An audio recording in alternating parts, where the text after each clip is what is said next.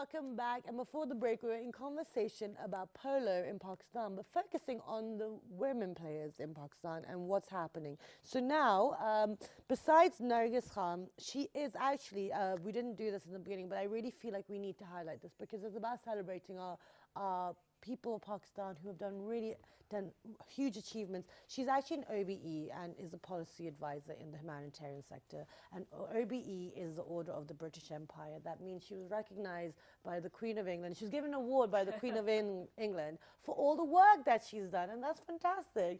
That, now tell us, Nargis, I'm just going to, before actually no, I have to introduce the guests. So besides Nargis, we've now been joined by some more polo players. We've been joined by Noor, Zara, Usman. Assalamu alaikum, good morning. Thank you so much for joining us today. Besides Noor, we've been joined by Mariam Yaqub. Assalamu alaikum, good morning. Thank you so much for joining us. And besides Mariam, we've been joined by Mahnam Ijaz. Assalamu alaikum, good morning. Thank you for joining us. Thank you. So Nargis, before I get started on all the amazing work that you've done, let's ask Noor and the other ladies, how did they get involved with polo? Well, I started off with horse riding back when I was in like 8th grade. Okay. And then when we moved to Islamabad and we found out that Islamabad Club offers polo, it really, I wanted to do something that was different.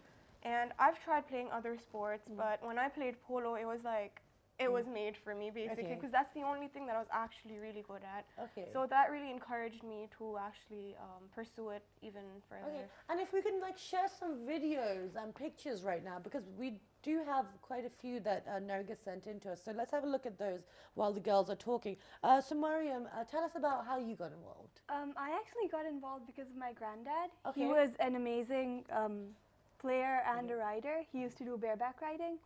So okay, yeah, go on. and there's this thrill of being on the horse, and I love horses generally too. Okay. So that's why you got involved. Yeah. Okay, so that was it was more like the family kind of, it was in your blood. Yeah. Great. What about you, Manu? All right, so I started riding back in 2013 after an ever exciting trip to Mona Dippu. That's like a horse farm in Sargodha. Okay. So I went there with my family, and after that, my sister and I, we started riding in Behria, the Behria Town Riding Club, Right. under the President Bodyguards teachers, and that was a really great experience. I rode there for over 3 years, and then another friend from that club actually encouraged me to start polo at the Islamabad Polo Club, and so through him, I started. So your story is slightly different because everyone else started when they were like, you know, in grade 7, grade 8, grade 9. But you started a bit later. Yes, I just started 4 years ago, and that's because before 2013, I was playing tennis with my sister, and I was involved in golf as well. But then again, when I started polo, Golf as well, okay. yes, with my dad. But then, you know, when it comes to polo, just as Mariam said, there's this adrenaline pouring out of your veins, and you know, there's this thrill. And so horse riding as a sport as well as polo, it's just unmatched. Okay, So, excellent. yes. Now, when you would decide, okay, now 2013. Sorry, I'm just focused on this because it's not that long ago. Now, according, you know, comparing yourself to the people who've been riding since they were 7, 8 years old, do you think that it's a handicap to start so late, or do you think it's okay? I think it's okay, because I do know a lot of people who started when they were, you know, probably 5 or 6, and they haven't been able to come up to that level. But I started, and under the guidance and training of really well accomplished coaches and trainers, I am, you know, at that level now, and I was able to get up to this level. Okay, wonderful. So it's been good, yes. Okay, so Nargis, it's kind of similar. So it seems as though whenever one starts, it really doesn't matter like how long. Like, I mean, I just feel like I can barely. Is it a skill? Because I've ridden a horse, and I just feel like having to ride the horse, keep your balance, and then also like hit the ball. Like that's a lot of skill and technique involved. So does it matter when you start? It doesn't sound like it. No, you can start at any age. There's people like in the US, they have polo clubs that really cater for people in their sort of 40s. People with no riding experience can go. You can start playing. You can start learning to ride. You can play polo in a day. You know, fine. You may not be charging. Really? Yeah, you may not be charging up and down a polo field with the likes of you know, Hissam Ali Haider or something like that. But you would still be. You can still play polo in a day. And then, okay, so now so that's fantastic. So we've realized that basically polo is for everyone. If you're into riding and, you know, you have a little bit of hand coordination, I think that you can maybe attempt it. But no, we mentioned in the beginning, in the first segment, it is an elite sport. It's not for everyone, but it's expensive. You have to be able to afford a horse. If you can't afford a horse, rent a horse or have the lessons. Now, in regards to making it accessible to the public, what is your opinion about that? Because not everyone can play, but do you think it's something that the general public should be watching? It's a sport they should get behind? Yeah, I think that polo in Pakistan has a great deal of scope. Okay. I mean, we've got such amazing facilities here in Pakistan. There is such a history of polo in Pakistan as well. That actually, you know, right now for Pakistan to be developing polo as an industry here in Pakistan, it's, you know, it's such a great time for us to be doing that. You know, we're already breeding horses, but we can do more of that. So there's a lot of scope for polo.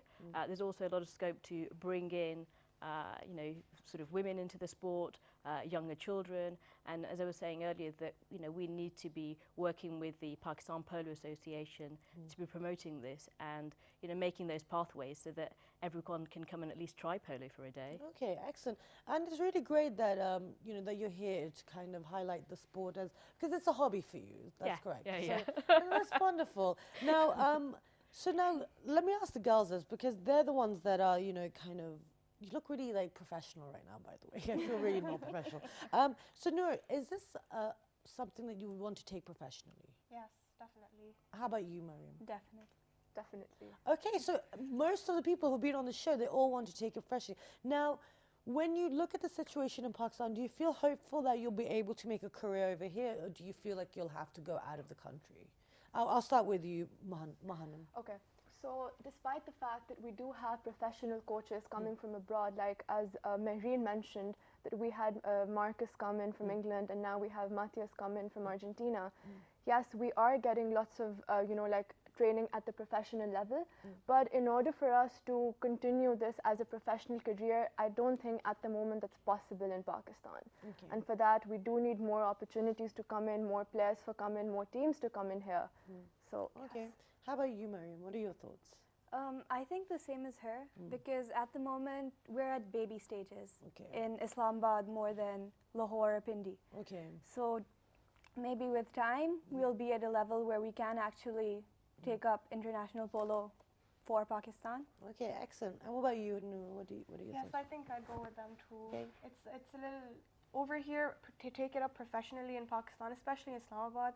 There's still some challenges that we'll have to overcome. Like what? But with time, over here, there are not a lot of women right now that are actually up for this challenge, and so it's not easy to actually play professionally when you don't have that much. Okay. But I think that's a lot with all the sports. But yeah, I mean, I think you're right that it is like most sports, and with something like polo, regardless of whether you're male or female, it's a really difficult sport. Yeah. It's not going to be easy, regardless of who you are, because there's so many factors that come into it. You know, we've all got, you know, these ladies here, we've all got the aspiration to do that. You need that. But to go to that next level, you do need to be seen in tournaments. You know, you could be someone that doesn't have your own, you know, many horses, but as long as you're playing in a tournament and you're seen, other teams can start picking you up. So what we do need are those opportunities as women to be playing in mixed teams. Okay. And for people, you know, for organisations like the Polo Association to be promoting that. So the more that you're seen, the better that you get, the more that you get picked up. Okay. So it's those opportunities that we need. Excellent. And now, you know, because there are opportunities here as well as a hobby to partake in different events. And because you played in Chitral, and I'm really sorry, but we have some technical problems right now, and we aren't able to share the visuals that you gave us.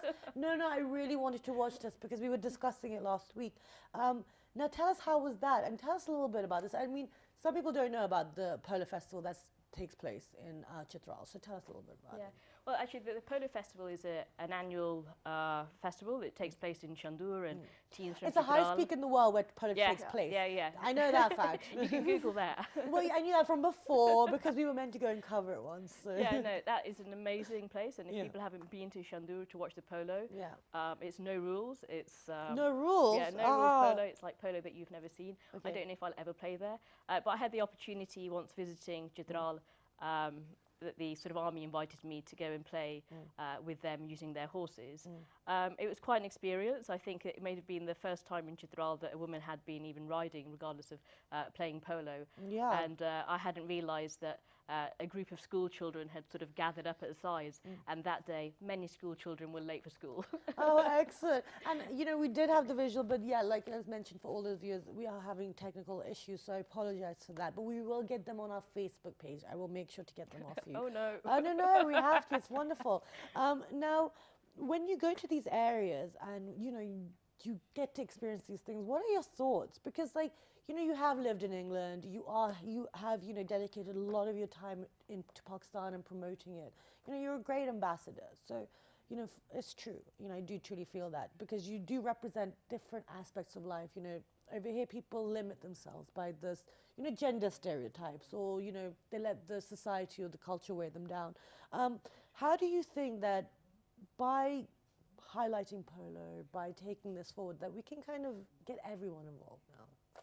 Well, I mean, first of all, I think, let me say that, you know, as British Pakistanis, we're changing perceptions all the time.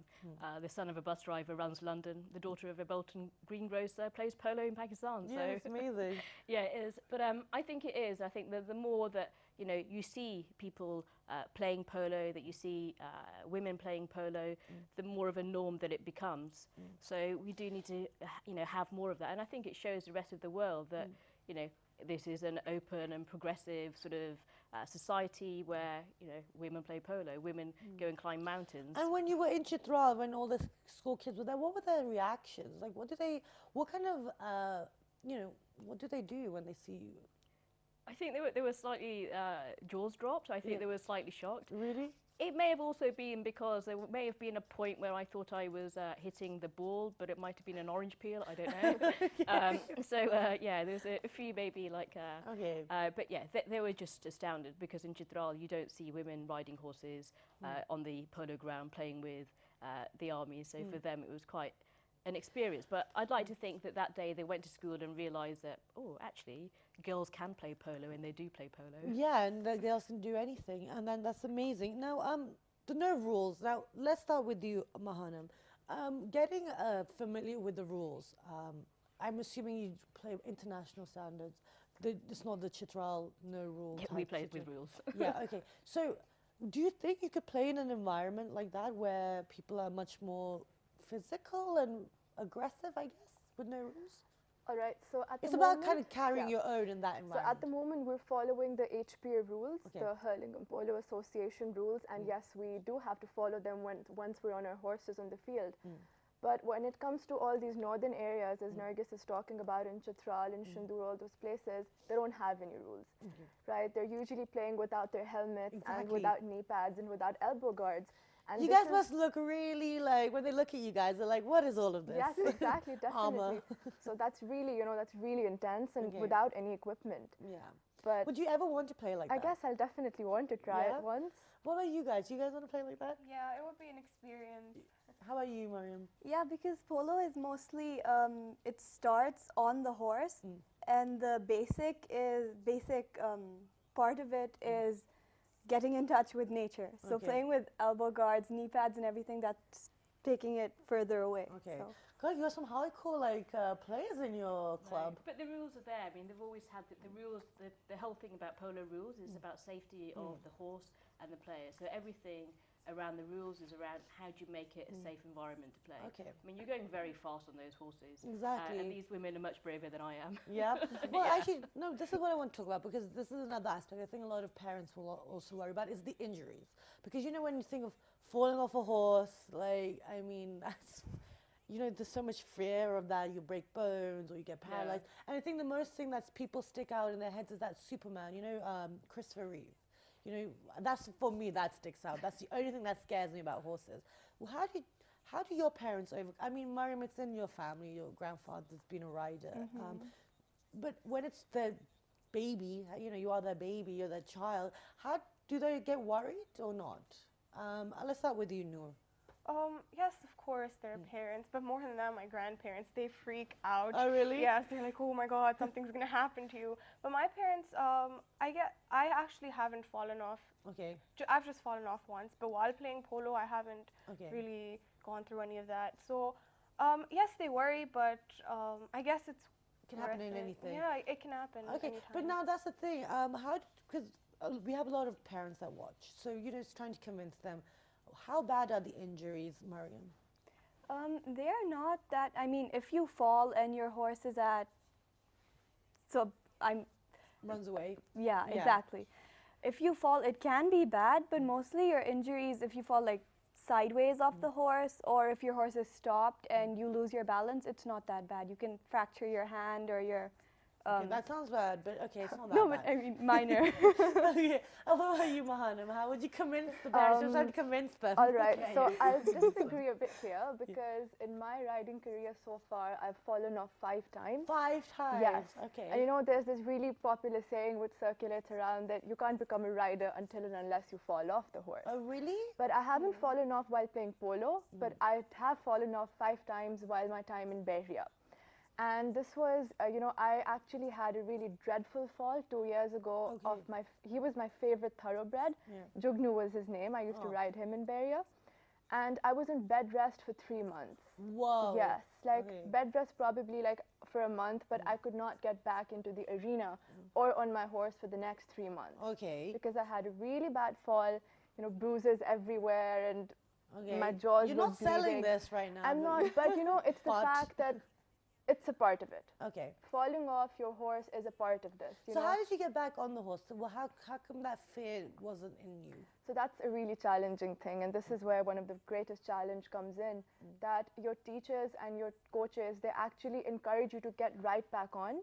So if you've, as Mariam said, if you've just had a minor fall, they will encourage you to get right back on, so the fear factor goes away, right? Okay. But then it was difficult for me to get back after 3 months because I lost my grip over the horse and I was scared. Okay. So then it took an extra month for me to, get back into the Okay. normal routine. Okay, so it's a great character building situation. Now, you had a fall recently as well. Yes, the player that fouled me to this day says that he didn't foul me, but Okay. it was a foul. Okay. But I got straight back on. It wasn't. It was like a fall off. It That's where hurts the saying afterwards. comes from, isn't Yeah. it? Get back. Get back on the horse. Yeah, exactly. Excellent. Okay, now we are running out of time, but final words. What would you say to all the, all our viewers today who've joined us about polo and women in polo in Pakistan? It's an amazing game. It shows you how to be part of a team. It gives you so many skills for life, not just on the polo field. If nothing else, you'll be able to fight your way out there. Initially, it was always a game that it was part of elite cavalry back in the day. But it's an amazing game, and I'd say to parents out there, if your children want to try it, come to the Islamabad Club and come and join the academy there. Okay, excellent. Thank you so much for your time. Thank you, ladies, for joining us. Best of luck with your sports and your career, maybe, if you guys decide to take it. But we will get you back on the show, I'm sure, in another capacity very soon. But it was wonderful having you here. So, guys, that was our show on polo. It's a situation in Pakistan, in Islamabad, focusing on Islamabad. But there are clubs. Do check out your sports club and see if they have a team. Maybe you can get involved. It's a fantastic activity. It's a great way to meet new people. And as if you've missed anything, do watch the repeat.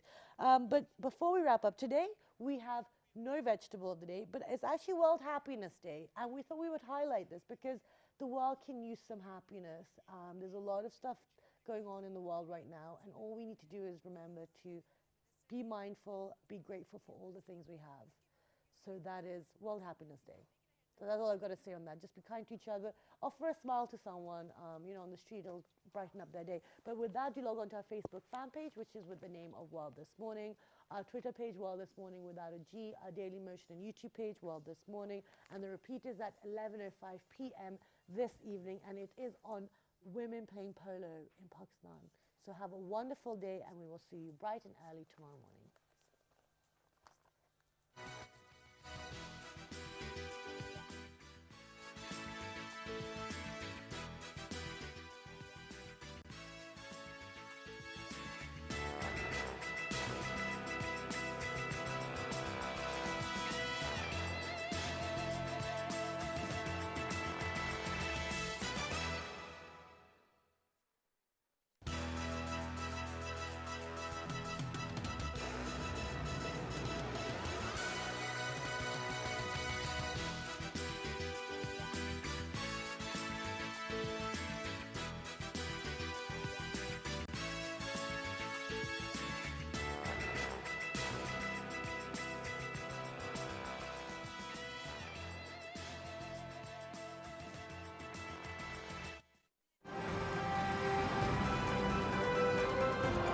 Position. Yeah. But no, this is what they do in the West as well. If you're in the armed forces, then they tend to wear those outfits when they get married. Yeah, and it looks great as well because half of the people whom you invited to a wedding, you know, obviously they belong to the same community as well. And now, one last thing before we wrap up, and we do wrap up the show. In regards to this whole, you know, males focusing on their fashion. I'm just talking, just as a designer, just generally as an individual as well. Do you think that it's good that men are like interested in looking after themselves? Because I've seen men in Pakistan are very much into their grooming. You know, they get their beards threaded, they get their hairstyle, they're wearing their like trendy like clothes, hipster clothes.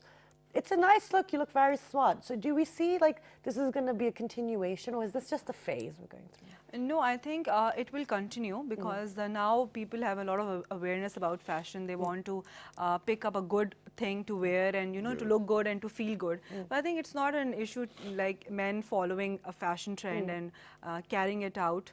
So I think I've that's seen a good quite a lot of positive people thing. following my beard style as well. So I think that's great. I think all the population of Pakistan is just that. But thank you so much, Nahar, Thank for you your so much time. for And calling me once again. you very And best of luck with your collection, and we look forward to having you back on the show soon. Thank you so much. Thank you very much once Okay, again. and you know, with that, actually talking about my housemate, he's also getting married, and he's got a Your wonderful. housemate is getting married. Yes, so they've got, and he's got a wonderful outfit made. So you know, Pakistan's very good for if you want to like try out different styles. And you know, in terms of male, I think there's only one guy I'm going to recommend for because his fashion sense is very out of the box. He's very creative, and the things he make are very out of the box. I like it. He's very experimental. The name is Jazeb Kamar. Okay. And you know, I just love that guy because of his creativity and the creations he make. I And feel like he should give you something to wear on the show. yeah, I've done it so many times. Oh, oops, that's why I probably because lied. he's my friend, so I just don't mention his name. That's Oh, that's mean. But anyway, on that, do log on to our Facebook fan page, it. Which is with the name of World This Morning. our Twitter page, World This Morning without a G. our Daily Motion and YouTube page, World This Morning. and the repeat of that. 11:05 p.m. I hope you guys enjoyed the show. We talked about telecommunications and fashion, but do have a wonderful day, and we will see you bright and early tomorrow. Till the next time, 1, 2, 3. Good morning.